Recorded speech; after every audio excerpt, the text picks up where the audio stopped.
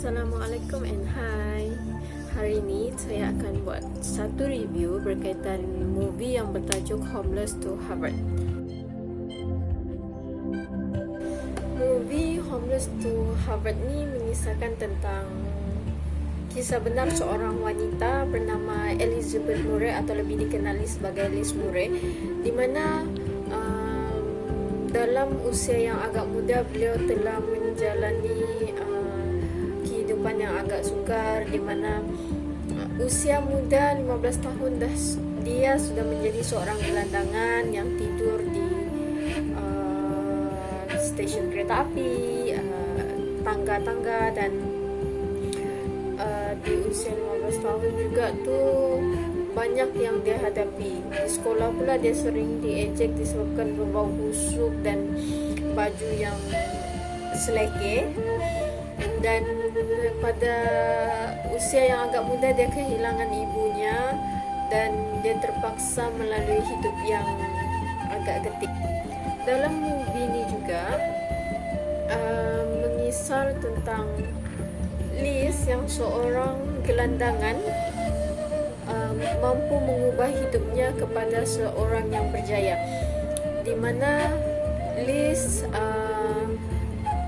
cuba untuk mendapatkan beasiswa untuk menyambung pengajiannya di Harvard University. Waktu tengok movie ni, di situ saya ada perasaan bersyukur sebab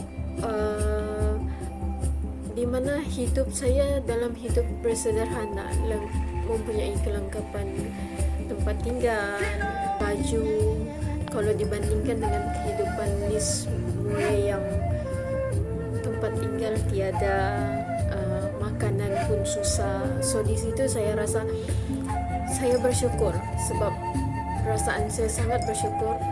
Saya tidak senang, saya tidak susah, tapi saya hidup bersederhana.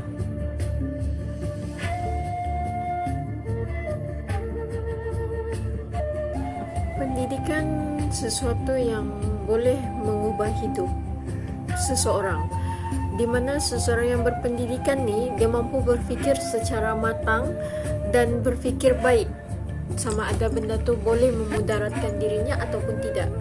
Macam kita tengok dalam movie ni, di mana Liz walaupun dia hidup sebagai seorang gelandangan, tapi disebabkan pendidikan yang dia ada, ilmu yang dia pelajari, dia tahu membezakan mana yang akan memudaratkan dirinya dan tidak.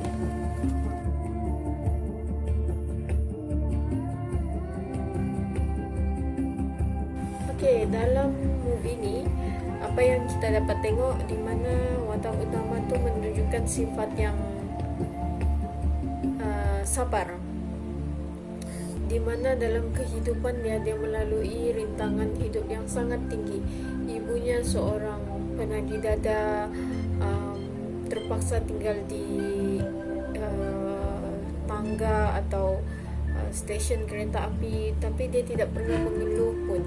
Malah dia cuba untuk mengubah hidupnya. Dan cabaran yang dia dihadapi di sekolah ni pula, bila dia datang sekolah, dia sering diejek oleh rakan-rakannya. Itu yang membuatkan kita dapat tengok sifat sabar tu sangat tinggi dalam diri beliau.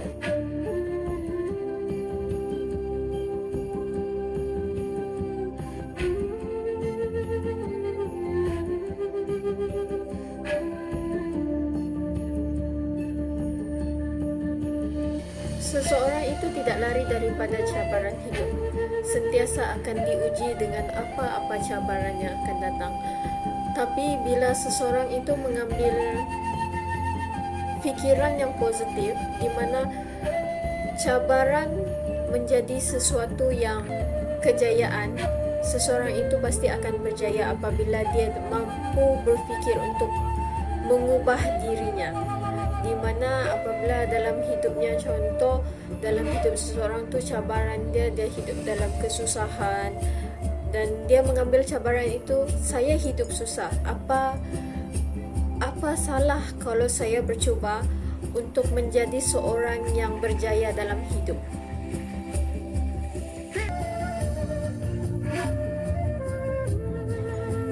seseorang itu harus mempunyai matlamat hidup yang tersendiri.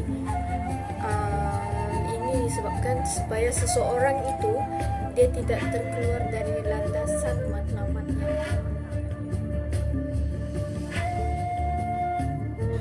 Impian saya pada masa akan datang, saya mau menjadi seorang yang boleh membanggakan parents, dan saya mampu membagi kebahagiaan kepada mereka.